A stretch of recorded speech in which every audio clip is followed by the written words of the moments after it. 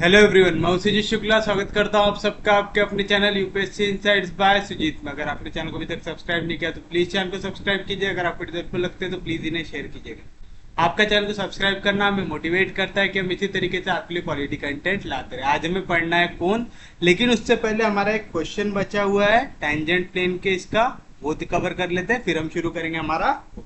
लिखिए, find the equation of tangent line to the circle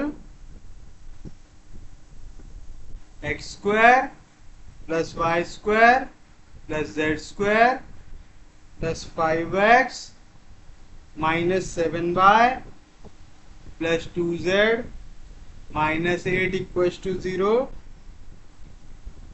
3x minus 2y plus 4z plus 3 equals to 0 at point -354।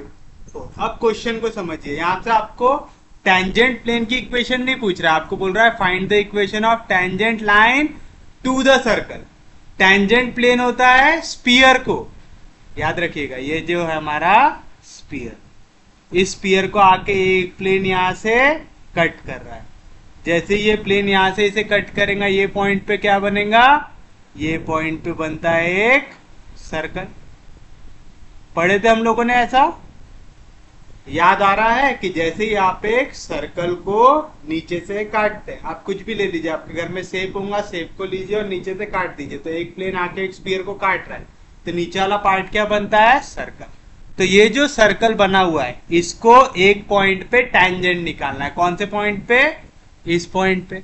तो उस point पे हम क्या find out करेंगे, tangent plane find out करेंगे। तो सपोज कर लो ये हो गया हमारे लिए हमारा टेंजेंट प्लेन, हो गया।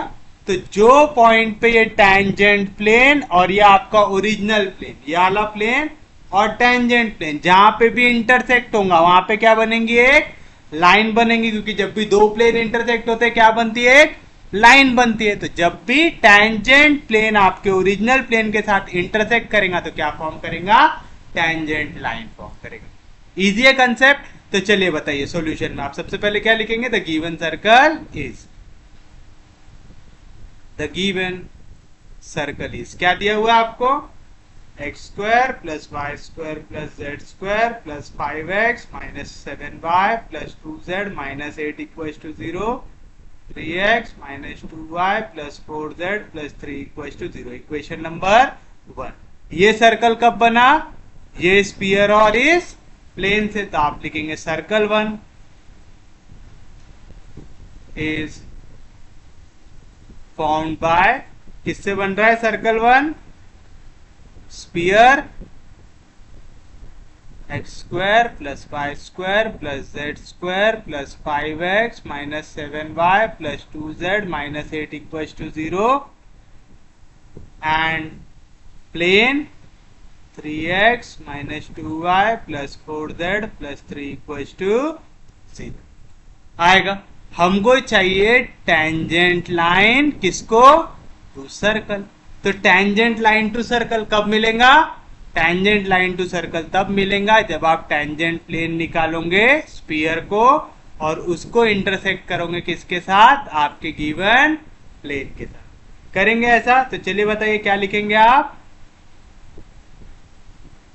The tangent line to circle 1 is formed by intersection of plane 3, यानी जिससे सर्कल बन रहा है, with tangent plane to sphere 2 at point -3,5। समझे क्या लिखे कि टेंजेंट लाइन कब बनेंगी, जब टेंजेंट प्लेन इंटरसेक्ट होगा आपके गिवन प्लेन के साथ। होगा, आपने इतना पूरी चीजें लिख दिया। अब आपको निकालना है टेंजेंट प्लेन इस स्फीयर को। याद है कैसे निकालते थे? तो आप लोगों को मालूम है, वी नो दैट। क्या पता है आपको? The equation of tangent plane at point x1 y1 z1 to sphere x square plus y square plus z square plus 2 mu x plus 2 by plus 2 wz plus d equals to 0 is क्या आता था? याद है आप लोगों को? x square के जगह x into x plus Y square के जगह y into y one plus Z square के जगह z into z one plus mu जैसा था वैसा 2 इंटू एक्स के जगह x plus x 2 into y के जगह y प्लस वाई वन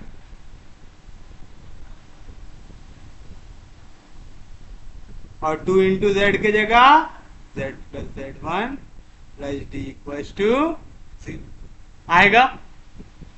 तो आप लिखेंगे देयरफॉर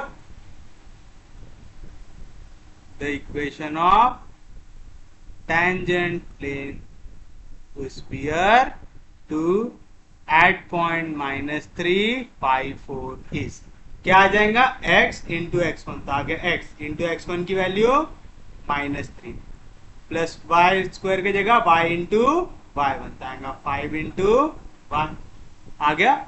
फिर आएगा z स्क्वायर की जगह z into z one, Z one है 4, तो आ जाएगा 4 into Z plus mu. Mu की वैल्यू क्या आ जाएंगी? यहां से कैसे निकालते? 2 म्यू इक्वल है 5 से, तो म्यू की वैल्यू क्या आ गई? 5/2 x प्लस एक्स वन, तो आ गया x प्लस एक्स वन की वैल्यू -3 प्लस v। बताओ v कैसे निकालेंगे? 2v की वैल्यू है -7, तो v की वैल्यू आ जाएंगी -7/2 आएगा y प्लस वाई वन, तो आ जाएगा y प्लस 5। उसके बाद प्लस w क्या है? 2w की वैल्यू है 2, तो w की वैल्यू आ गई 1 into Z plus z one, तो आएगा z plus plus d, d की वैल्यू क्या है? -8, तो आ गया यहाँ पे -8 इक्वल्स टू 0। अब देखिए यहाँ पे डिवीजन में 2 है, तो मल्टीप्लाई बाय 2 कर दो, तो 3 2 jar 6, 5 2 jar 10, 4 2 jar 8। Division multiplication का 2 कैंसिल, तो 5 into x 5x minus 5 3 jar 15, 2 और 2 कैंसिल, तो -7 अंदर जाएगा, -7 इंटू वाई -7y, -7 5 जार 13। यहाँ पे 2 से मल्टीप्लाई होगा, तो 2 into Z 2z plus 4 2 jar 8 minus 8 भी 2 से मल्टीप्लाई होगा, तो 8 2 जार 16 इक्वल्स टू 0। समझा क्या किया यहाँ पे? बस अब इसको करना है आपको सॉल्व।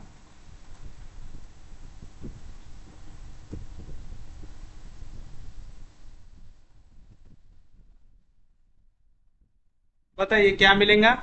x को सॉल्व कीजिए, -6 प्लस 5, तो हो गया -x। y को सॉल्व कीजिए, 10y माइनस 7y, तो हो गया प्लस 3y।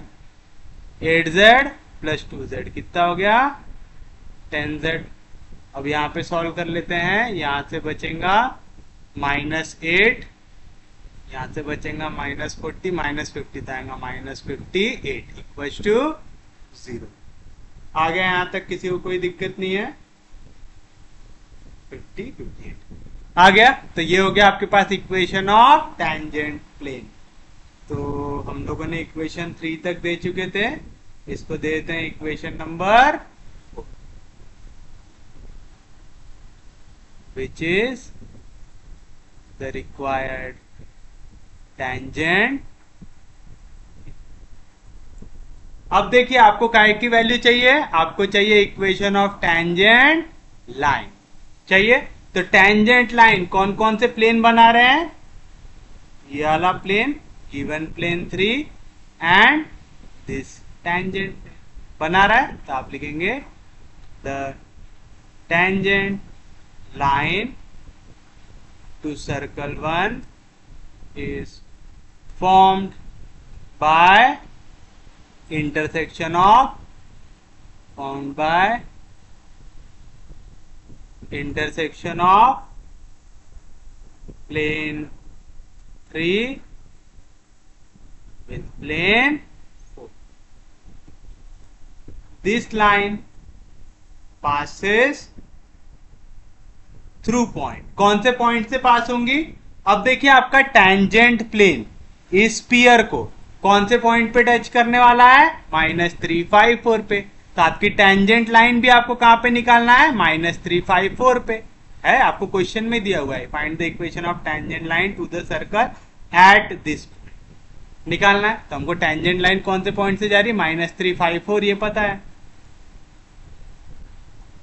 एक लाइन कौन से पॉइंट से जा रही है ये पता है, तो बस आपको क्या पता रहना चाहिए? उसके डायरेक्शन रेशियो। तो आप आराम से उसकी इक्वेशन निकाल सकते हैं। तो आप लिखेंगे let a b c be the direction ratios of required tangent line of required tangent line। General form में तो आप अभी भी लिख सकते हैं इक्वेशन। दो प्लेन के इंटरसेक्शन से फॉर्म हो रहा, तो दोनों प्लेन के इंटरसेक्शन लिख दो, तो आपको मिल जाएगा आपका रिक्वायर्ड लाइन। यानी क्या करना है आपको? इक्वेशन 3 लिख दो एज इट इज, कॉमा डाल के इक्वेशन 4 लिख दो एज इट इज। दोनों को जैसे ही आप लिख देंगे तो आपको क्या मिल जाएगा? आपको मिल जाएगा आपका रिक्वायर्ड लाइन। लेकिन हम कौन सा फॉर्म निकालते ज्यादातर? Symmetric form. तो मैं सिमेट्रिक फॉर्म निकालना सिखा रहा हूं। तो एबीसी डायरेक्शन रेशियो हो गया आपके रिक्वायर्ड टेंजेंट लाइन के। ये जो टेंजेंट लाइन है ये किसके वजह से बन रही? प्लेन 3 और प्लेन 4 के इंटरसेक्शन की वजह से। यानी ये प्लेन 3 पे भी और प्लेन 4 पे भी है। तो आप लिखेंगे the tangent line lies on both plane 3 and plane 4। क्यों? ये दोनों के इंटरसेक्शन से बनी हुई है ना? तो दोनों प्लेन के ऊपर प्रेजेंट रहने वाली है। अगर ये दोनों प्लेन के ऊपर प्रेजेंट है तो मैं प्लेन को अगर कोई भी नॉर्मल ड्रॉ करूंगा तो लाइन को भी कैसा रहेगा? नॉर्मल। तो आप लिखेंगे therefore normal to plane 3 and plane 4 are perpendicular to tangent line। आएगा क्योंकि ये दोनों प्लेन के ऊपर है, तो आप अगर प्लेन पे परपेंडिकुलर ड्रॉ करेंगे तो लाइन को भी कैसा रहेगा? वो परपेंडिकुलर रहेगा। अब बताइए direction ratios of normal, direction ratios of normal to plane 3 are. बताइए प्लेन 3 को डायरेक्शन रेशियोज ऑफ नॉर्मल क्या दिया हुआ है? ax plus B Y plus C z plus d equal to 0। तो ए बी सी ये क्या होता है? Direction ratios of normal to the plane. तो पहले प्लेन के लिए क्या हो गया? 3 - 2 4, 3 - 2 4। Direction ratios of normal to plane 4 are.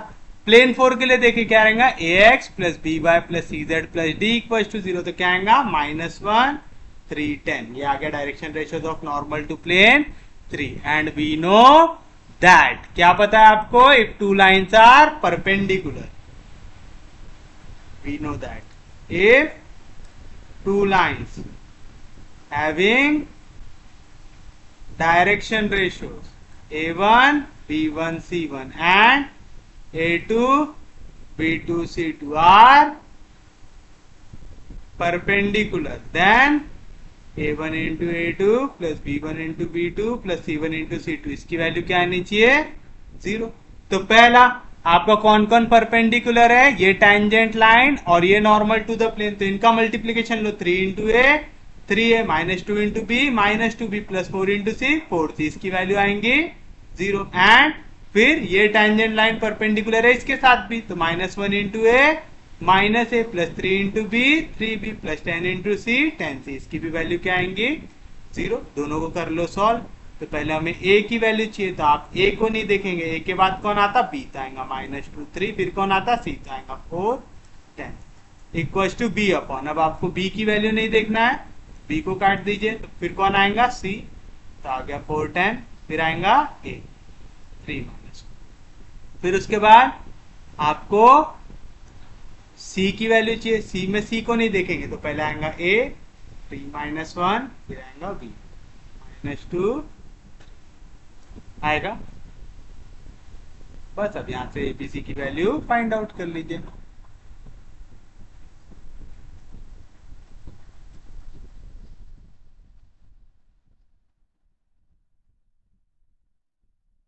क्या मिलेगा आपको, a अपॉन 2 इंटू -10 -20 -4 3 जार 12 equal to b upon 4 into -1 -4 -3 10 जार 30 इक्वल टू c अपॉन 3 3 जार 9 minus minus into minus plus 2 1 जार। तो क्या मिला आपको, a upon -32 equal to b upon -34 equal to c upon 7 आएगा। तो इसको ले लो इक्वल टू के, तो आपको मिलेगा a की वैल्यू -32 के, b की वैल्यू -34 के, c की वैल्यू 7 के, where k is arbitrary constant या k इज स्केलर आएगा। तो आप लिखेंगे therefore the direction ratios of tangent line are, क्या आ जाएगा, of required tangent line are क्या आ जाएगा, -32 के, -34 के, 7 के। तो ऐसा करते -k से डिवाइड कर देते तो क्या आ जाएगा आंसर, 32 34 -7। अब आपके पास ए बी सी की वैल्यू आ गई, आपको पता है ये लाइन कहां से पास होती है, तो आप इसके आराम से आंसर भी फाइंड आउट कर सकते हैं। आपको चाहिए टेंजेंट लाइन कौन से पॉइंट से, आपको चाहिए -3 5 4 इस पॉइंट से।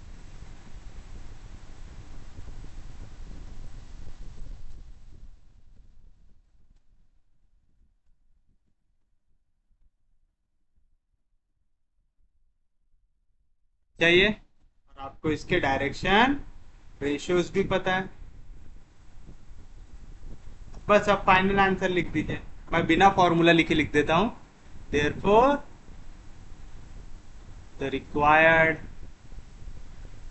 टेंजेंट लाइन इज, क्या रहता, अगर एक लाइन है जो पास होती है x1 y1 z1 से, उसके डायरेक्शन रहते हैं a b c, तो क्या रहती है इक्वेशन, x माइनस x1 तो minus into minus plus 3 upon a equal to y minus y1 upon b equal to z minus z1 upon c। ये हो गया आपके पास रिक्वायर्ड टेंजेंट लाइन की इक्वेशन। इजी था क्वेश्चन, किसी को कोई दिक्कत नहीं। अब आज का हमारा जो असली टॉपिक है वो शुरू करते हैं।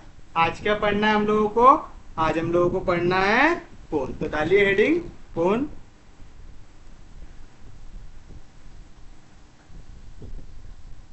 और लिखिए इसकी डेफिनेशन। तो लिखिए अ कोण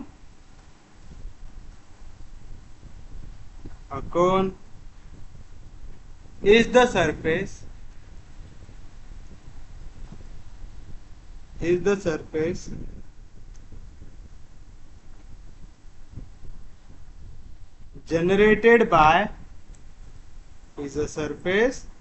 generated by a straight line, is a surface generated by a straight line which passes through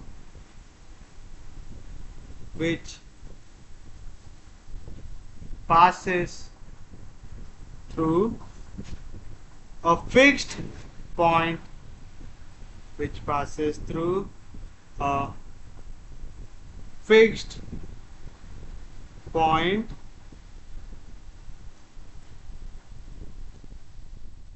and is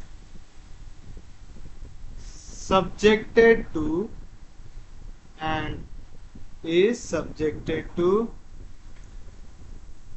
one or more condition, which is subjected to one more condition,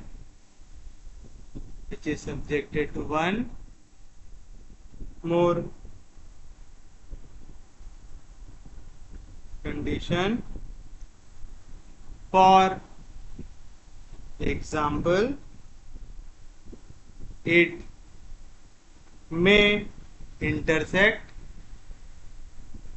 For example, it may intersect the given curve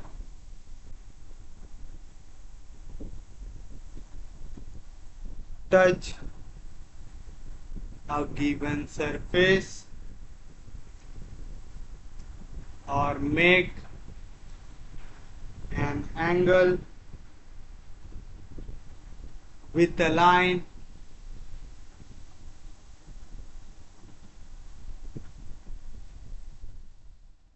through the fixed point. The fixed point is called vertex. The fixed line in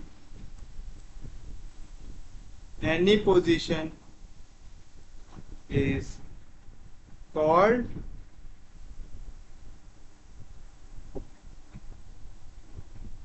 generator, and if the generator cuts a given fixed curve,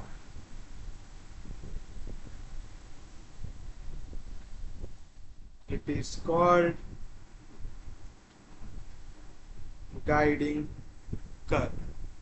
It is called guiding curve. तो देखिए, आपका कोन तो सबसे आसान टॉपिकों में से एक रहता है. कभी भी अगर कोन को इमेजिन करना है, सबसे बढ़िया क्या है, आइसक्रीम कोन को इमेजिन कर लीजिए. तो जैसे इस तरीके से आपका दिखता है आइसक्रीम कोन, दिखता है. तो ये जहां पे लाइन आके मीट होती है ना, ये एंड वाला पॉइंट, इसको हम कहते हैं वर्टेक्स बोलते हैं. ये जो फिक्स लाइन है जो जनरेट कर रहा है कोन को, है ना, ये जो फिक्स लाइन है जो जनरेट कर रहा है कोन को, इसको हम बोलते हैं जनरेटर. यही घूमता है तो हमारा क्या बनता है, कोन बनता है. और अगर ये कोन जाके किसी को इंटरसेक्ट करता है, जैसे इस पार्ट में यहाँ पे हमारा सर्कल बन रहा है, तो इसको हम क्या बोलते हैं, गाइडिंग कर्व बोलते हैं. यानी जो भी पॉइंट पे जाके वो इंटरसेक्ट करेगा, आपकी लाइन जिस भी कट को कर्व को कट करेंगी, उसको हम बोलते हैं गाइडिंग कर्व. तो आपको हमेशा क्या करना है, कोन इमेजिन करना बहुत आसान है. नीचे वाला पार्ट क्या रहेगा, वर्टेक्स रहेगा. जो लाइन जाके पूरा कर्व बना रही है वो क्या रहेंगी, जनरेटर है. याद रखेंगे.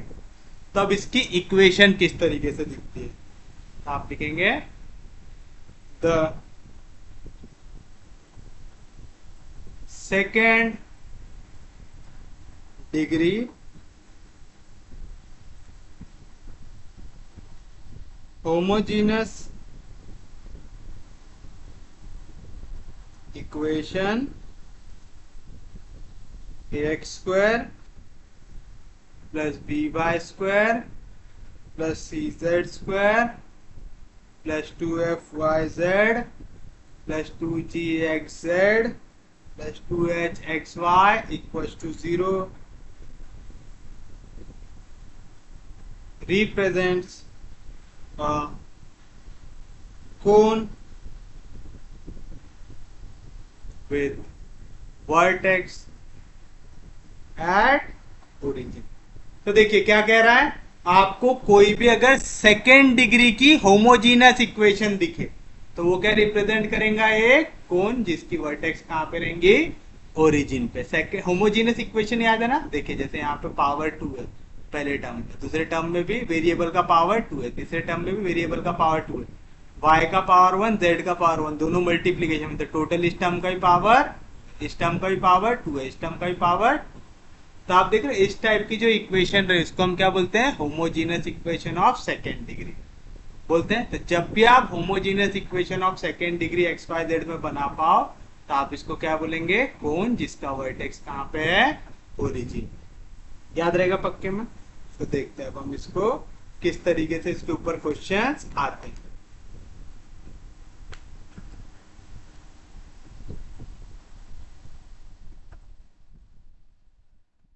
Find the equation of cone with vertex at origin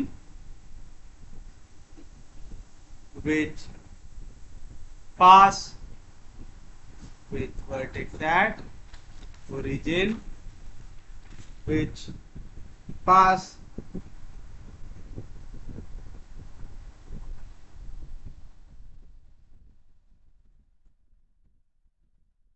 through the curve. यहाँ पे हमको गाइडिंग कर्व दिए हुए हैं। पहला x square plus B Y square plus C Z square equal to 1 और l x plus m y plus m z equal to. अब देखिए आपको इस टाइप के क्वेश्चन में क्या करना पड़ता है। यहाँ पे देखिए आपको क्या बोल रहा है, आपको इक्वेशन ऑफ कोन निकालना है जिसका वर्टेक्स कहाँ पे हो, ओरिजिन पे, और जो पास करे इस कर्व। तो पहला एग्जांपल में हमको ये कर्व दिया हुआ है। अब आप ऑब्जर्व कीजिए, मैंने आपको बताया था कि जब भी हमें कोन बनाना है जिसका वर्टेक्स ओरिजिन पे हो तो क्या बनना चाहिए, homogeneous equation of second degree, यानी वहां पे एक्स का स्क्वायर रहना चाहिए, वाई का स्क्वायर, जेड का स्क्वायर, और x y y z z x की टर्म रहनी चाहिए। तो यहाँ पे ये वाली इक्वेशन तो मेरे लिए परफेक्ट है। प्रॉब्लम कौन सी इक्वेशन में है, ये वाली में, क्योंकि इसका ही पावर 1 है, इसका ही पावर 1 है, इसका ही पावर 1 है। तो याद रखिएगा इस टाइप के क्वेश्चन को कन्वर्ट करने के लिए हम क्या करते हैं, हम ज्यादातर एक नया वेरिएबल टी इंट्रोड्यूस करते हैं जो हार्ड क्वेश्चन रहे उनमें, लेकिन जो इस तरीके के आसान क्वेश्चन रहे उनको हम डायरेक्टली सॉल्व करते हैं।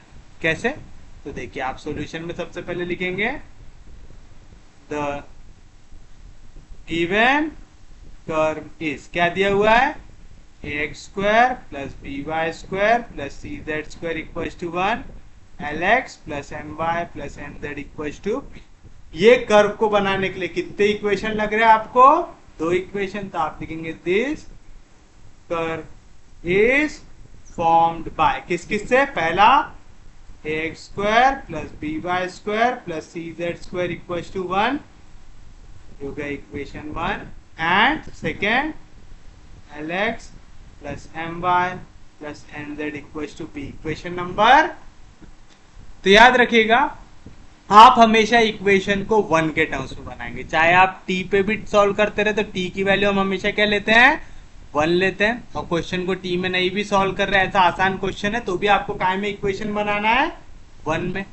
1 से मेरा मतलब क्या है, तो आप लिखेंगे इक्वेशन नंबर 2 से मैं ऐसा निकल सकता क्या, l x plus m y plus n z, पूरी इक्वेशन को मैं पी से डिवाइड कर देता हूं, तो लेफ्ट हैंड साइड भी पी से डिवाइड हो गया, right hand side p by p क्या आ जाएगा, 1 आ जाएगा, आ सकता है। और मुझे यहाँ पे दिख रहा है A x square plus B Y square plus C Z square equal to 1 दिख रहा है। मुझे क्या चाहिए, होमोजीनियस इक्वेशन चाहिए, यानी ऐसी इक्वेशन चाहिए जिसका पावर क्या रहना चाहिए, 2 रहना चाहिए। तब आप वो कैसे बनाएंगे, आप 1 को क्या लिख सकते हैं, 1 का स्क्वायर लिख सकते हैं। तो आप लिखेंगे equation 1 can be written as x square plus B Y square plus C Z square equal to 1 का स्क्वायर लिख सकते हैं ऐसा।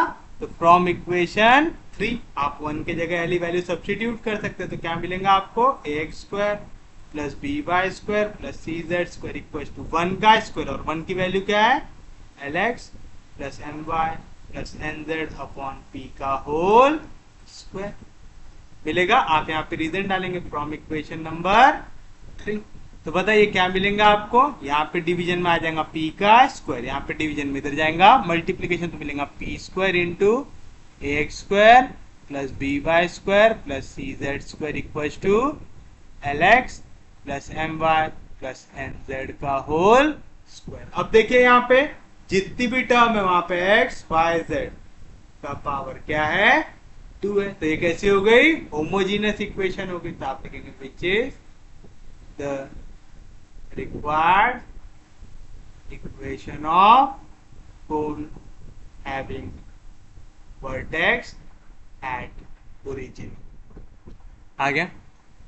आप चाहते हैं यहाँ पे एक और लाइन लिख सकते हो, विच is a homogeneous equation of degree 2 in x y z, therefore it is the required equation of cone having vertex at origin। तो देख रहे बड़ा आसान है, आपको हमेशा दो इक्वेशन दी हुई रहेंगी, आप एक इक्वेशन को होमोजीनस बनाएंगे दूसरी इक्वेशन को यूज करके। जैसे हमने इस इक्वेशन को बनाया होमोजीनस, इसको यूज करो।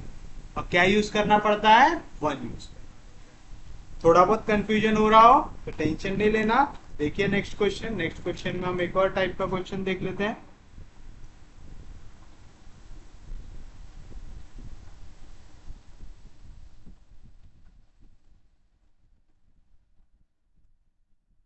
सेकेंड, इसमें आपको कर्व की इक्वेशन दी हुई है z equal to x square plus Y square equal to 4।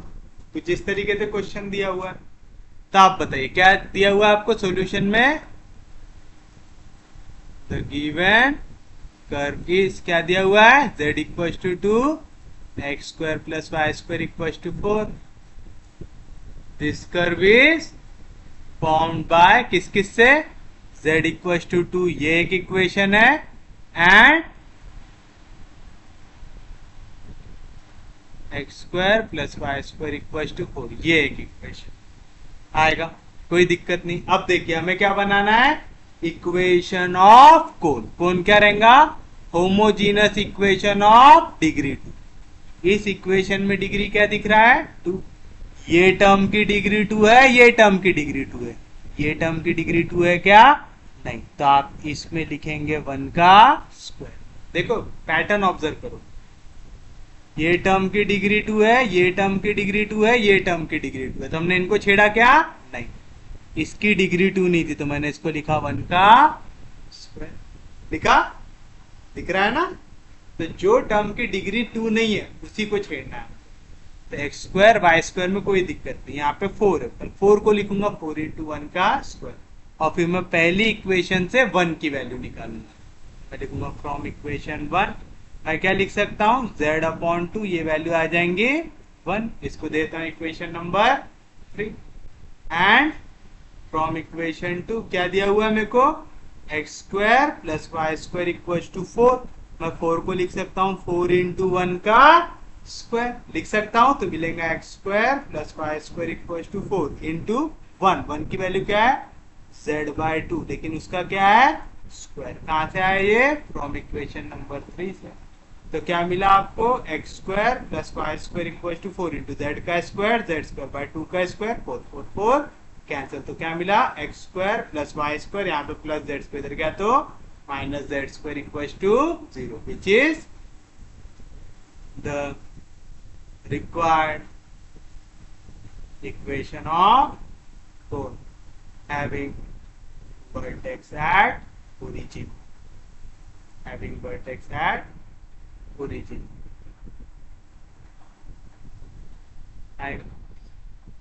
आप चाहो ना यहाँ पे एक लाइन और ऐड कर सकते हो।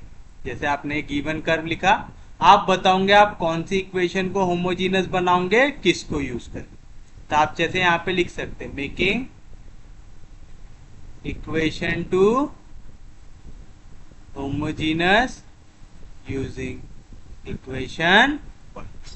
आप चाहो तो यहाँ पे भी मेंशन कर सकते हैं। यहाँ पे हमने किसको होमोजीनस बनाया इक्वेशन 1 को, तो आप लिखेंगे making equation 1 homogeneous by using equation.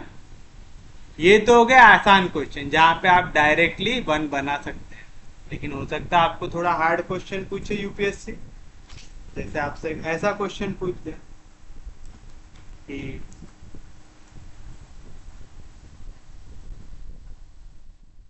X square plus Y square plus Z square minus x minus 1 equals to 0 and second x square plus Y square plus Z square plus Y minus 2 equals to. अब आप देखिए यहाँ पे आपको दोनों की दोनों equation को आप होमोजीनस बना सकते। क्यों? दोनों का पावर सबसे बड़ा वाला 2 है तो आप दोनों को कन्वर्ट कर सकते हैं, 1 को भी और 2 को भी। तो आप सॉल्यूशन में क्या लिखेंगे? द गिवन कर्व इज, क्या दिया हुआ है? X square plus Y square plus Z square minus x minus 1 equal to 0, x square plus Y square plus Z square plus Y minus 2 equal to 0।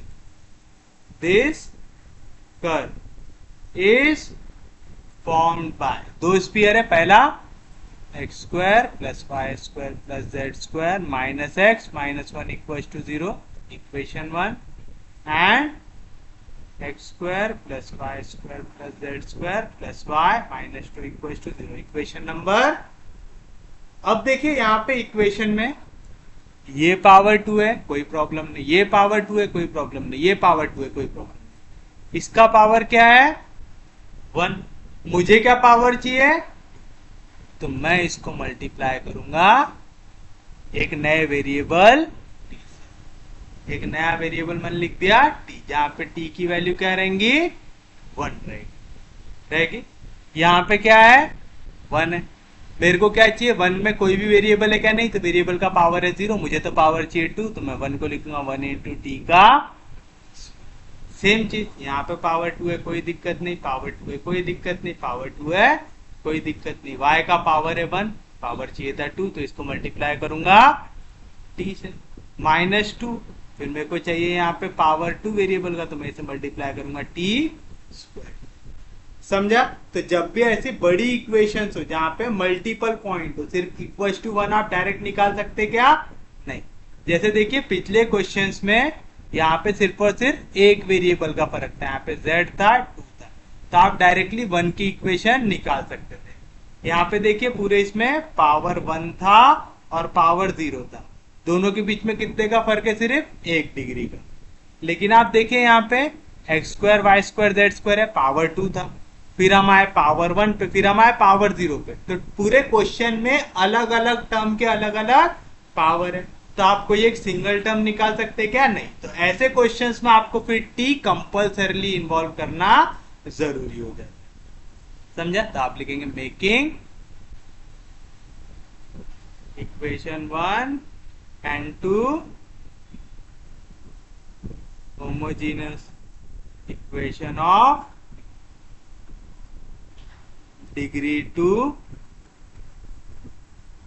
by using proper power of t, where t की value रहेंगी 1। क्या किया मैंने बोला मैं equation 1 और 2 को homogeneous equation बनाऊंगा डिग्री 2 का by using proper power of T, यानी जो भी पावर ऑफ टी मुझे लगे डिग्री 2 बनाने में वो मैं यूज करूंगा, जहां पे टी क्या रिप्रेजेंट करता है? 1। तो आप लिखेंगे देयरफॉर इक्वेशन 1 बिकम्स, इक्वेशन 1 क्या बन जाएंगी? एक्स स्क्वायर पावर 2 है, वाई स्क्वायर पावर 2 है, जेड स्क्वायर पावर 2 है, माइनस एक्स का पावर था 1, इसको बैलेंस करने के लिए एक और पावर बढ़ाने के लिए मैंने क्या डाल दिया? टी। तो देखो एक्स का पावर 1 टी का पावर 1, टोटल टर्म का पावर क्या हो गया? 2 हो गया माइनस यहाँ पे था 1, मैं 1 को क्या लिख सकता हूँ? 1 का स्क्वायर, और 1 का की वैल्यू है टी का, ऐसे लिख दूंगा टी का square equals to 0। Equation number 3 same चीज इक्वेशन 2 में, ये एक्स स्क्वायर है पावर 2 कोई दिक्कत नहीं, वाई स्क्वायर है कोई दिक्कत नहीं, जेड स्क्वायर है कोई दिक्कत नहीं, प्लस वाई था, वाई का पावर था 1, तो पावर 2 बनाने के लिए मैंने उसको कैसे मल्टीप्लाई किया? टी के पावर 1 से, माइनस 2 जैसा था वैसा मैं 2 को लिख सकता हूँ 2 इंटू 1, और 1 का स्क्वायर लिख दूं तो कोई फर्क पड़ता है क्या? नहीं। तो आ जाएगा 2 इंटू टी का स्क्वायर इक्वल टू 0। क्यों कर रहा हूं ऐसा? समझ रहा है ना? मुझे हर एक टर्म का पावर क्या बनाना था यहाँ पे? 2, क्योंकि मुझे होमोजीनियस इक्वेशन चाहिए डिग्री 2 की। अब आप देखिए इस टर्म का भी power 2 power 2 power 2 1 into 1 power 2 power 2 2 2 2 इसका ही पावर 1 इसका ही पावर 1 तो आपका 1 प्लस 1 पावर 2 यहाँ पे t का ही पावर, तो पूरी बन गई होमोजीनियस इक्वेशन ऑफ डिग्री 2 बन गई। बट अब मुझे तो यहाँ पे ये इक्वेशन ओरिजिनली किस में दी हुई है, एक्स वाई जेड में, तो मुझे आंसर भी किस में चाहिए, एक्स वाई जेड में। मैं टी तो जबरदस्ती डाला हूं यहाँ पे, तो टी को हटाना पड़ेगा। अब टी कैसे हटेगा यहाँ से, अब आप देखिए अगर मैं दोनों टर्म को कर दूं सब्ट्रैक्ट तो x square Y square Z square हो जाएगा कैंसर, और क्वेश्चन में बचेगा एक्स वाई और, तो मेरे पास ज्यादा चांस है आंसर निकालने की, तो आप लिखेंगे सब्ट्रैक्ट इक्वेशन 3 फ्रॉम, आप लिखेंगे सब्ट्रैक्ट इक्वेशन 3 फ्रॉम 4। तो मैं यहाँ पे बाजू में करके दिखाया था, आप पेपर में डायरेक्ट लिखेंगे। इक्वेशन 4 क्या है, x square plus Y square plus Z square plus Y t minus 2t square equal to 0। और इक्वेशन 3 क्या है, x square plus Y square plus Z square minus x t minus T square equal to 0। दोनों को क्या कर रहे हैं, subtract, sign change, plus की जगह माइनस, प्लस की जगह माइनस, माइनस की जगह प्लस, माइनस की जगह x square cancel, y square cancel, z square cancel. तो यहाँ पे क्या बचा, y t plus x T, तो मैं इसको ऐसा लिख सकता है x plus y times t minus 2t square minus 2t square plus t square, क्या बचेगा minus T square equal to 0। तो क्या बचा आपको, सब्ट्रैक्ट इक्वेशन 3 फ्रॉम 4 करने पे क्या मिलेगा, x plus y times t minus T square equal to 0। दोनों में t कॉमन है, t को निकाल लो कॉमन, तो t बाहर आएगा, तो यहाँ से क्या बचेगा, x plus Y minus t equal to 0।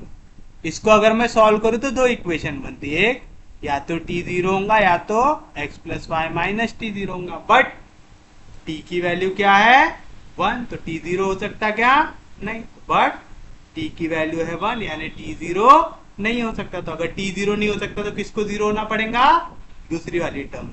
Therefore x plus Y minus t की वैल्यू आ जाएंगी 0, यानी यहाँ से t की वैल्यू क्या मिली आपको, x प्लस वाई। अब आप t की वैल्यू x प्लस वाई या तो 3 में डाल दो या तो 4 में डाल दो, तो आपको मिल जाएगा रिक्वायर्ड इक्वेशन ऑफ 4। तो चलिए मैं आपको दोनों निकाल के बता दे रहा हूं, लेकिन आपको पेपर में कोई एक ही करना है, दोनों से आंसर सेम आएगा। तो फ्रॉम इक्वेशन 3 एंड 5 बताइए क्या आएगा, इक्वेशन 3 क्या है आपके पास, X square plus Y square plus Z square minus x T, तो x square plus Y square plus Z square minus x T, T की वैल्यू क्या है एक्स प्लस वाई, फिर माइनस टी स्क्वायर यानी माइनस एक्स प्लस वाई का whole square equal to 0। तो क्या मिलेगा, x square plus Y square plus Z square minus X into X minus x square minus X into y minus x Y, minus sign जैसा था वैसा, a plus b का whole square a square plus twice of a b plus b square, लेकिन पूरे bracket के सामने क्या है माइनस, तो जैसे ये माइनस साइन से मल्टीप्लाई होगा plus into minus minus x square plus into minus minus 2x square plus into minus minus Y square equal to 0। आ गया, कोई दिक्कत नहीं आता। तो बताइए क्या मिला आपको यहाँ से, X square plus X square cancel, तो क्या बचा minus x square plus Y square minus Y square cancel, तो क्या बचा 0 Y square plus Z square minus x Y minus 2x Y था minus 3x Y minus 3x Y equal to 0। तो आप equation को इस फॉर्म में रहते हैं तो माइनस साइन से मल्टीप्लाई करता है, x square plus 0 Y square minus Z square plus 3x Y equal to 0, which is the required equation of cone having vertex at origin। आ गया, इजी है, कुछ भी हार्ड इसमें। तो आप चाहो तो यहाँ से वाई स्क्वायर को हटा भी सकते कि x square minus Z square plus 3x Y equal to 0, ऐसा भी लिख सकते हैं क्योंकि 0 इंटू वाई स्क्वायर क्या होगा 0, आपकी मर्जी, ऐसा लिखो चाहे ऐसा लिखो, कोई फर्क पड़ता क्या, इजी है, समझा सबको।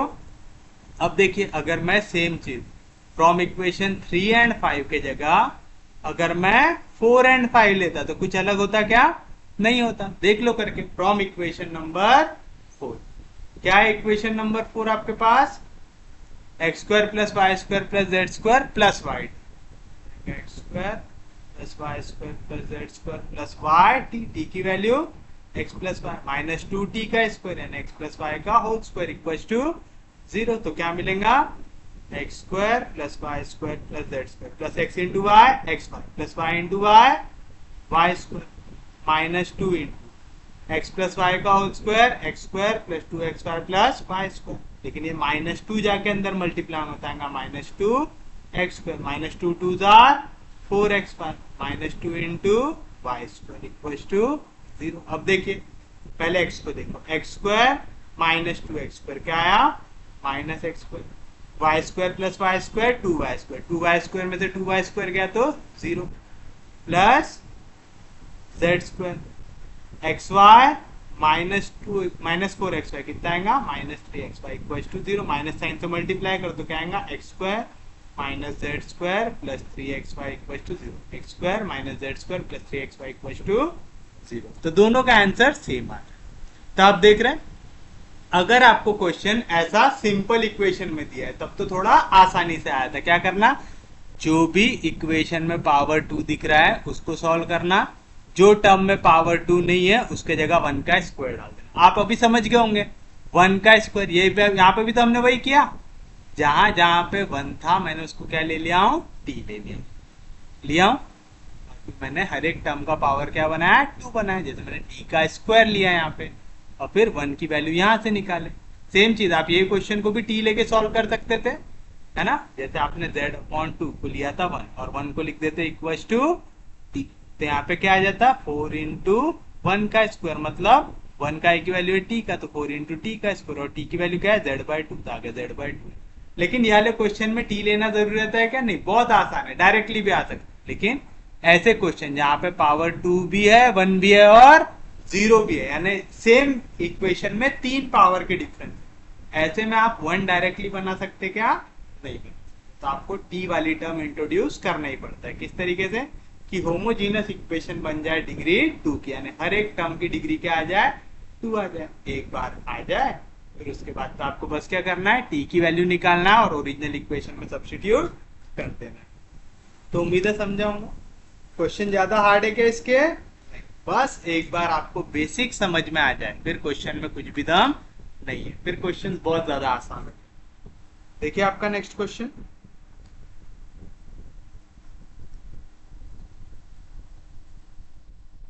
Find the equation of the cone whose vertex is the origin and base the circle x equals to a, y square plus z square equals to b square and show that the section of the cone by a plane parallel to the plane XY is a hyperbola। अब देखिए क्या कह रहा है, question में थोड़ा सा part उसने बढ़ा दिया। पहले तो बोला इक्वेशन ऑफ कोन निकालो जिसकी वर्टेक्स ओरिजिन, पूरा पिछले क्वेश्चन जैसा।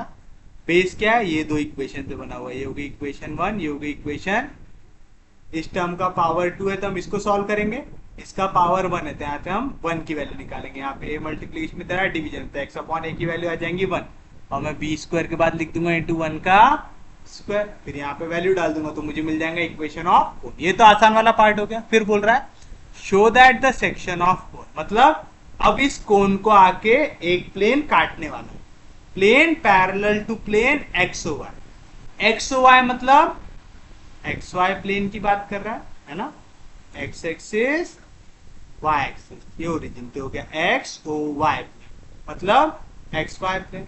एक्स वाई को पैरेलल प्लेन किसके अलॉन्ग आएगा, जेड एक्सिस के अलॉन्ग। कुछ इस तरीके का एक प्लेन आएगा parallel to x O y plane, तो इसका इक्वेशन हमेशा क्या होता है, z इक्वल्स टू कोई भी कांस्टेंट, है ना, क्योंकि आप देखिए ये किसके अलॉन्ग जा रहा है, z एक्सिस के अलॉन्ग आ रहा है। तो बोल रहा है ये प्लेन से जैसे ही आप काटेंगे तो आपको इक्वेशन का की मिलना चाहिए, एक हाइपरबोला। हाइपरबोला की इक्वेशन मिलना चाहिए, मतलब इस फॉर्म का इक्वेशन आना चाहिए, x square by a square minus Y square by b square equals to 1, यानी एक्स का स्क्वायर चाहिए डिवाइड बाय कोई कांस्टेंट का स्क्वायर, y का स्क्वायर डिवाइड बाय कोई कांस्टेंट का स्क्वायर इक्वल्स टू 1, और दोनों के बीच में कौन सा साइन चाहिए, माइनस। तो इक्वेशन का होता है हाइपरबोला का। समझा पक्के में? तो चलिए हम शुरुआत करेंगे। तो आप सॉल्यूशन में लिखेंगे द गिवन सर्कल इज, क्या दिया हुआ है, x equals to a, y square plus Z square equals to B square. तो ये सर्कल दो इक्वेशन से बना हुआ है, तो आप लिखेंगे this circle is form by, पहला A plane x equals to A and दूसरा Y square plus Z square equals to B square. यहाँ पे होमोजीनियस इक्वेशन ऑफ डिग्री 2 कौन सी बन सकती है, सेकेंड वाली बन सकती है। तो आप लिखेंगे making equation two homogeneous equation of degree 2 in x y Z.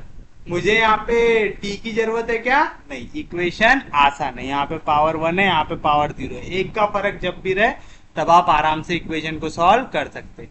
1, फिर उसके बाद अगर आपको दिया रहे 2, 1 और 0, अगर तीन डिफरेंस एक साथ दिए रहे, जैसे वो पैराबोला आपका स्फीयर वाले क्वेश्चन में था, एक्स स्क्वायर की भी टर्म थी, वहां पे एक्स की भी टर्म थी और कांस्टेंट टर्म भी थी, तो तीनों डिफरेंस थे, ऐसे टाइप के क्वेश्चन में टी डालना जरूरी हो जाए।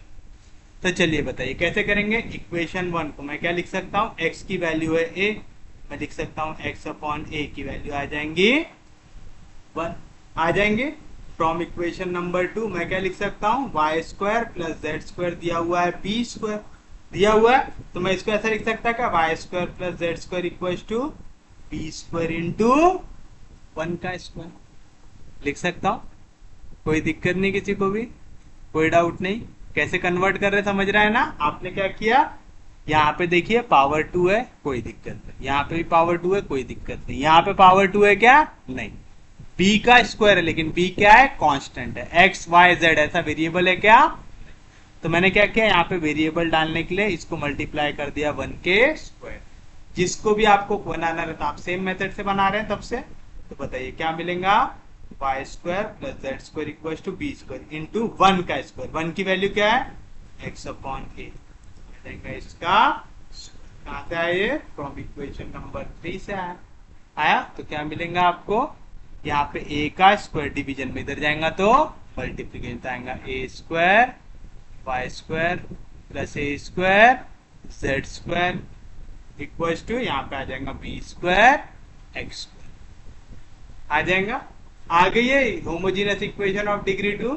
आप चाहो तो इसको ऐसा लिख सकते हो, that is minus B square x square plus A square Y square plus A square Z square equal to 0। ये आ गया homogeneous equation of degree 2 in x y z. तो ये क्या हो गया, which is the required equation of cone having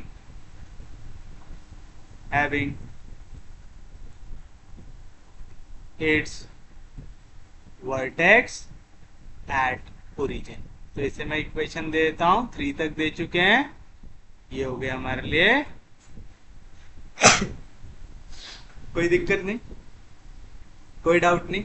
अब बोल रहा है आपका ये जो कोन है इसको एक प्लेन आके काटेंगे, वो जो प्लेन है वो कैसा है, parallel to plane x O y.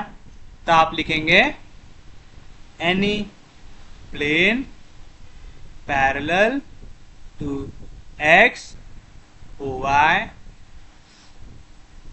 Have equation z equals to where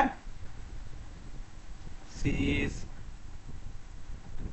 arbitrary constant या constant या तो c is a scalar, where c is a scalar मतलब एक कांस्टेंट नंबर होता है।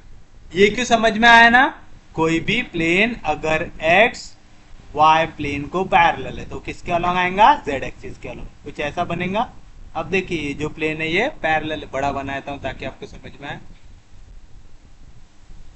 ये जो प्लेन है ये कैसा आ रहा है, पैरेलल आ रहा है x और y, तो इसका z में कुछ तो भी डिस्टेंस कवर हो रहा है, वो आ जाएगा z इक्वल्स टू, आ गया, कोई दिक्कत नहीं, कोई डाउट नहीं। अब ये प्लेन जाके काट रहा है इस कोन को, बताओ अगर ये प्लेन जाके काटेगा किसी कोन को तो मतलब ये दोनों एक दूसरे के इक्वेशन को सेटिस्फाई करना चाहिए। तो आप लिखेंगे from equation 4 and 5 this plane will cut the cone 4, किस तरीके से, minus B square x square plus ए स्क्वायर वाई स्क्वायर प्लस ए स्क्वायर जेड स्क्वायर, जेड की वैल्यू क्या है सी, तो आ जाएगा सी स्क्वायर इक्वल्स टू 0। आ रहा है ऐसा, किसी को कोई दिक्कत नहीं, कोई डाउट नहीं। तो देखिए यहाँ पे minus B square x square इधर गया तो plus b square x square, यहाँ पे प्लस ए स्क्वायर माई स्क्वायर इधर गया तो minus a square Y square, यहाँ पे ए स्क्वायर सी स्क्वायर जैसा था वैसा। तो हमें क्या बताना है, ये जहां पे भी काटेंगे वहां पे क्या बनना चाहिए, एक हाइपरबोला। हाइपरबोला की इक्वेशन कौन से फॉर्म में रहती है, x square by a square minus Y square by b square equals to 1। तो इक्वल्स टू 1 बनाना है तो divide by a square c square कर दो, तो चलिए बी स्क्वायर एक्स स्क्वायर, ये जो वैल्यू है ये भी डिवाइड हो गई ए स्क्वायर सी स्क्वायर से, minus a square Y square ये भी डिवाइड हो गई ए स्क्वायर सी स्क्वायर से, और ए स्क्वायर सी स्क्वायर डिवाइड हो गया ए स्क्वायर सी स्क्वायर से, तो क्या बचा 1 बचा। तो देखिए मैं इसको ऐसा लिख सकता हूँ क्या, एक्स स्क्वायर अपॉन नीचे आएगा ए square c square upon B square, ये बी स्क्वायर कहाँ पे है न्यूमरेटर में, तो मैं इसे लिख सकता हूँ डिनोमिनेटर में माइनस ए स्क्वायर कैंसिल, तो बचेगा y square by c square equals to 1। इस फॉर्म में ये x square by a square minus Y square by b square equals to 1 which is a hyperbola, और ये आपको प्रूव करना था। तो ये हो गया आपके लिए आपका फाइनल आंसर। तो देख रहे क्वेश्चन दिखने में बड़ा हार्ड होता है लेकिन असल में हार्ड होता है क्या, बस आपको ये पता चाहिए कि हाइपरबोला का इक्वेशन क्या होता है। आगे जा जाके आप और पढ़ेंगे, जैसे आप अभी देख रहे हैं आपको स्फीयर का इक्वेशन याद हो गया, सर्कल कैसे बन रहा है, प्लेन का इक्वेशन कैसा होता है, ये सब चीजें आपको अच्छे से आनी चाहिए, तब आपको क्वेश्चन में कोई दिक्कत नहीं आएगी। चलिए देखिए आपका next question,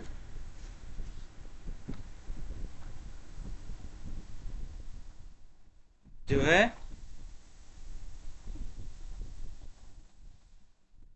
the plane x upon A plus y upon b plus z upon c equals to 1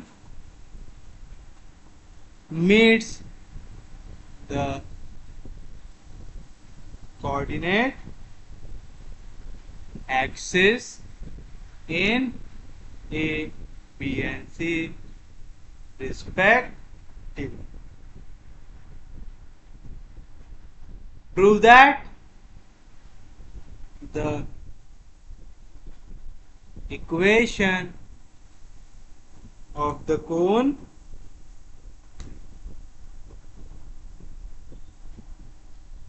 generated by line drawn from O to meet the circle A ABC is YZ B by C plus C by B plus ZX C by A plus A by C plus XY A by B plus B by A equals to. अब देखिए question क्या कह रहा है। ये एक plane दिया हुआ है, ये मीट कर रहा है कोऑर्डिनेट एक्सिस को, तो आपको पता है x upon x intercept, y upon y intercept, z upon z intercept equals to 1 वाला फॉर्म प्लेन का। ए बी सी पे x एक्सिस y एक्सिस और z एक्सिस को इंटरसेप्ट कर रहा था, x coordinate a0 0, y coordinate 0 b0 और z कोऑर्डिनेट 0 0 c आ जाएंगे। आगे prove that the equation of cone, आपको इक्वेशन ऑफ कोन निकालना है, generated by line drawn from O, यानी ओरिजिन से लाइन ड्रॉ किए, to meet the circle ABC. क्या बोल रहा है, सर्कल बनाना है एबीसी में। सर्कल कब बनता है, जब एक प्लेन इंटरसेक्ट करता है एक स्फीयर करता है। अब स्फीयर भी कहां कहां से पास होना चाहिए, ए बी सी से और साथ साथ ओ से, क्योंकि आपकी लाइन कहां से जनरेट कर रहे हैं आप, ओ से। तो आपको स्फीयर निकालना है ओ ए बी सी। जहां पे भी स्फीयर ओ ए बी सी और प्लेन इंटरसेक्ट करूंगा वहां पे क्या बनेगा, सर्कल। और उस सर्कल को यूज करके आपको क्या बनाना है, कोण। तो बोल रहा हूं उसकी इक्वेशन ये आएगी। तो देख रहे पूरे टॉपिक इंटरकनेक्टेड है। आपको पता है सर्कल कब बनता है, दो स्फीयर इंटरसेक्ट हो जाए, या तो स्फीयर और प्लेन इंटरसेक्ट हो जाए। यहाँ पे प्लेन दिया हुआ है, आपको स्फीयर बनाना पड़ेगा। समझ में आ रहा है, कोई दिक्कत नहीं, कोई डाउट नहीं। तो चलिए सॉल्यूशन में आप लिखेंगे द गिवन प्लेन इज क्या है, x upon A plus y upon B plus z upon c equals to 1।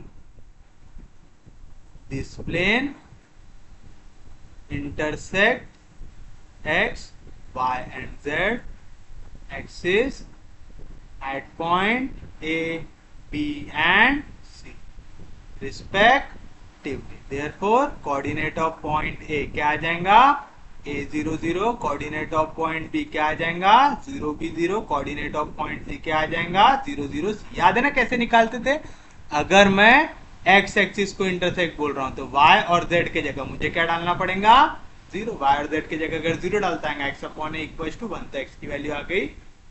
Similarly आपने b और c के कोऑर्डिनेट निकाल लिए। o के कोऑर्डिनेट तो आपको ऑलरेडी मालूम है। हमें क्या जनरेट करना है, सर्कल करना है। तो सर्कल कब जनरेट होगा, जब प्लेन 1 इंटरसेक्ट करेगा किसको, स्फीयर ओ ए बी सी। तो आप लिखेंगे we know that the circle ABC will be formed by plane 1 and sphere OABC। क्योंकि सर्कल बनाना है तो क्या करना पड़ेगा, स्फीयर को काटना पड़ेगा, प्लेन काटना पड़ेगा। अब बताइए स्फीयर OABC की इक्वेशन निकालना है, इससे पहले निकाले हैं क्या, हाँ। आप एक जनरल इक्वेशन ले लेते हैं, तो आप लिखेंगे let the equation of sphere OABC भी क्या लेंगे, x square plus Y square plus Z square plus 2μx plus 2by plus 2wz plus d equals to 0 आएगा।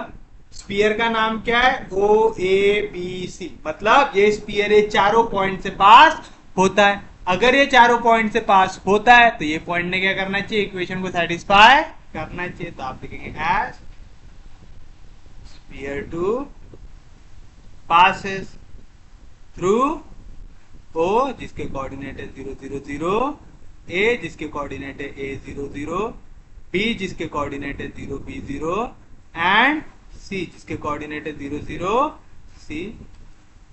Therefore these points should satisfy equation two. तो पहले बारी है origin की, तो आप लिखेंगे एस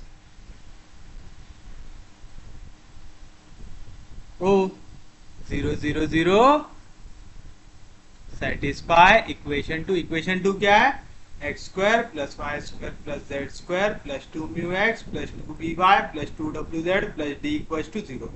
एक्स वाई जेड तीनों की जगह 0 रखना है, तो ये पूरी वैल्यू क्या हो जाएंगी? 0। तो आपको मिलेगा डी प्लस 0 इक्वल टू 0, यानी डी की वैल्यू क्या आ गई? 0 आ गया। ऑल्सो पॉइंट ए जिसका कोऑर्डिनेट है a0 0 satisfy equation to. Therefore equation two will become, इसको लिखो इक्वेशन टू विल बिकम, क्या मिलेगा? x के जगह रखना है a, y के जगह 0, z के जगह 0, तो क्या मिलेगा? x का स्क्वायर यानी a का स्क्वायर, 0 का स्क्वायर 0, 2 म्यू इंटू एक्स यानी 2 म्यू इंटू a, फिर ये भी 0 ये भी 0 प्लस डी इक्वल टू 0। लेकिन d की वैल्यू भी क्या है? 0। तो आपको क्या मिलेगा? 2 म्यू a की वैल्यू मिलेगा यहाँ पे प्लस ए स्क्वायर, इधर आया तो minus a square, since d की वैल्यू भी 0 है तो ये भी हो जाएगा 0। तो 0 ऐड करने से कुछ भी चेंज होता है क्या? नहीं, ए कैंसल, तो म्यू की वैल्यू क्या आई? माइनस ए बाय आ गई। इसे इक्वेशन नंबर 4 आएगा। सिमिलरली अब आप बाकी वैल्यूज भी निकाल लेंगे। v आएगा आपके पास माइनस बी बाई 2 और w आएगा आपके पास minus C and b 0 b 0 satisfy equation two. तो क्या आएगा? x का स्क्वायर यानी 0 प्लस y का square b square plus z का square 0 plus 2 mu x 0 plus 2v y यानी आ जाएगा 2vb plus 2wz 0 plus d equal to 0। d की वैल्यू भी क्या है? 0, तो आपको मिलेगा 2vb equal to minus b square, से d की वैल्यू है 0, एक भी कैंसिल, तो b की वैल्यू क्या है? माइनस b बाय आ गई। Last sorry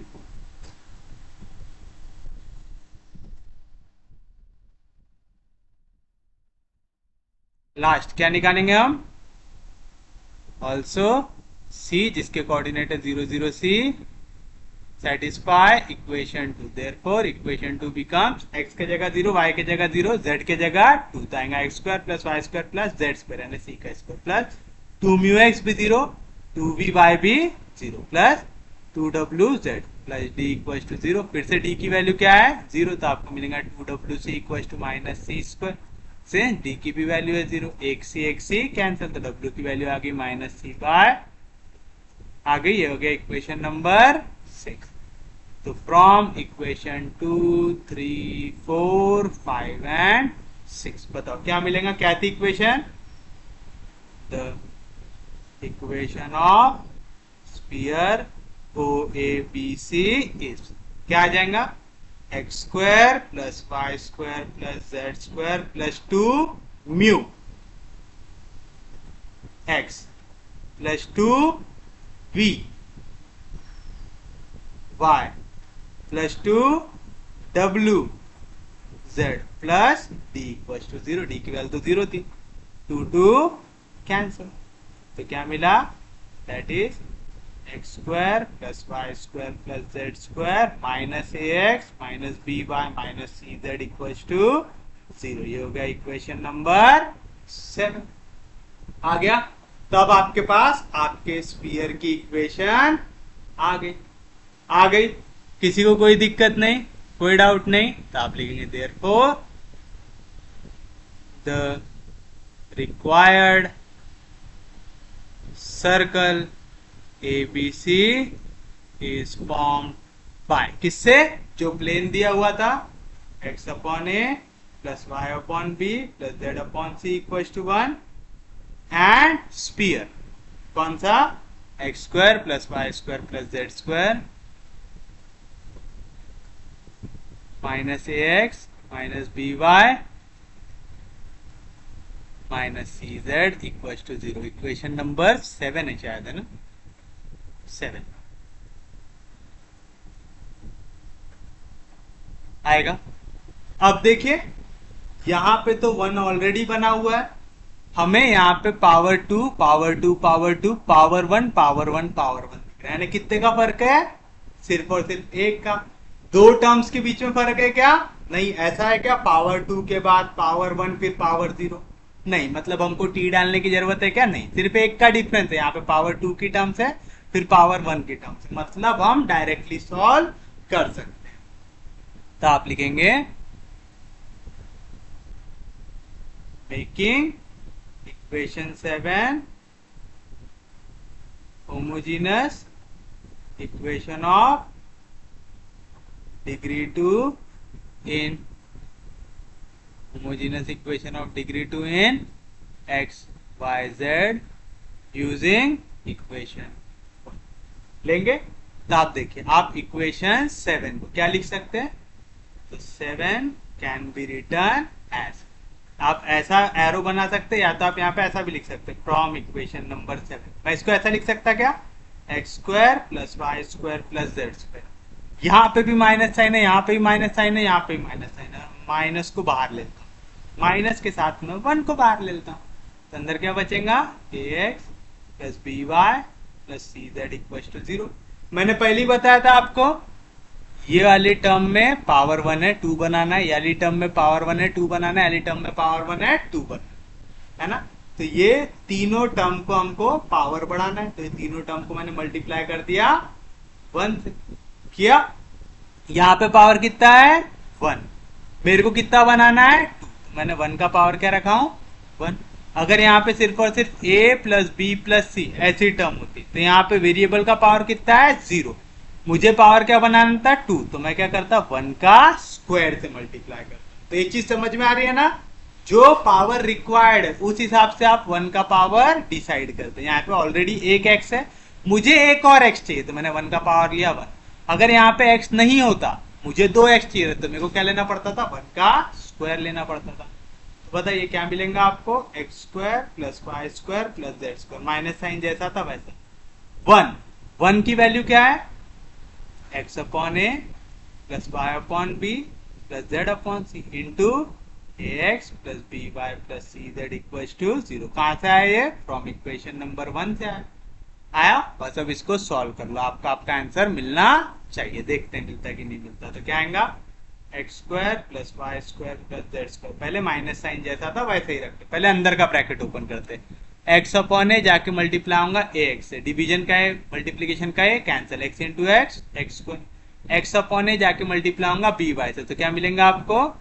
plus P X Y upon ए प्लस एक्स अपॉन ए जाके मल्टीप्लाई होगा सी जेड से, तो क्या आएगा? C x Z by A. Same चीज प्लस y अपॉन बी जाके मल्टीप्लाई होगा ए एक्स से, तो मिलेगा A x Y by B. y upon B जाके मल्टीप्लाई होगा बी वाई से, मल्टीप्लीकेशन डिवीजन का B cancel, y into Y Y square, y upon B जाके मल्टीप्लाई होगा सी जेड से, तो क्या मिलेगा आपको? Plus C Y Z by B. Same चीज z अपॉन सी जाके मल्टीप्लाई होगा ए एक्स से, तो क्या मिलेगा आपको? A x Z by C. A x Z by C plus Z upon C जाके मल्टीप्लाई होगा बी वाई से, तो क्या मिलेगा आपको?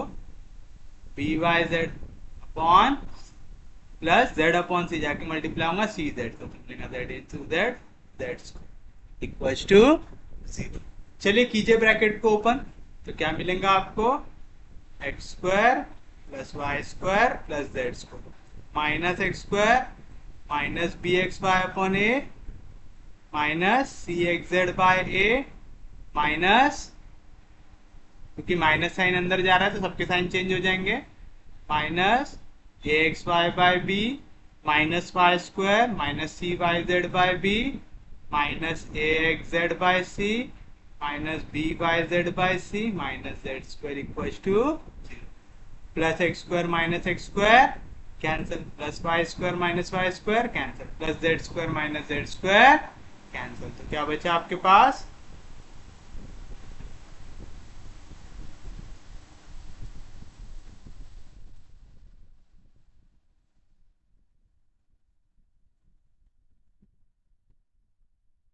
चलिए पूरे टर्म्स नेगेटिव है तो सबको माइनस साइन से मल्टीप्लाई करता हूँ, माइनस इंटू माइनस आएगा b x Y by A, minus into minus C x Z by A, minus into minus plus a x Y by B, minus into minus plus C Y Z by B, minus into minus plus a x Z by C, minus into minus plus B Y Z by c equal to 0। चलिए हमको answer में पहले x Y ढूंढना है, यहाँ पे x Y है और यहाँ पे एक्स वाई, तो चलिए एक्स वाई को निकाल लेते हैं कॉमन। पहले वाले से क्या बचा बी अपॉन ए, प्लस दूसरे वाले से क्या बचा ए अपॉन, फिर उसके बाद एक्स वाई हो गया, वाई जेड ढूंढो, इसमें वाई जेड है, इसमें वाई जेड है, वाई जेड को निकाल लो कॉमन, तो क्या बचेगा C upon B plus B upon C, और लास्ट इसमें यहाँ पे एक्स जेड है, यहाँ पे एक्स जेड है, एक्स जेड को निकाल लो कॉमन, तो बचा C upon A plus A upon C equal to 0। और देखिए इसी टाइप का आंसर दिया होगा आपको, ये हो गया आपके लिए required equation of 4।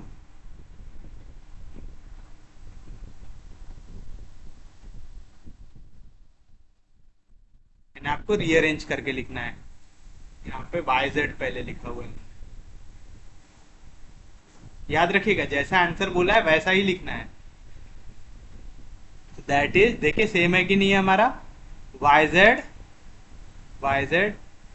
C upon b पीछे है, बी अपॉन सी आगे, दोनों ऐड हो रहे हैं, फिर जेड एक्स हमने एक्स जेड लिखा उसमें जेड एक्स लिखा, C upon A upon C, X Y A upon B plus B upon A equal to 0 which is the required equation of having vertex at origin।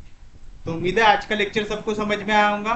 अगर आपको lecture समझ में आ रहे, useful लग रहे तो प्लीज चैनल को सब्सक्राइब कीजिए, वीडियो को शेयर करते जाइए, सबसे इंपॉर्टेंट चीज पढ़ते रहिए, रिवाइज करते रहिए। हम लोग मिलेंगे कल, तब तक के लिए take care, have a nice day.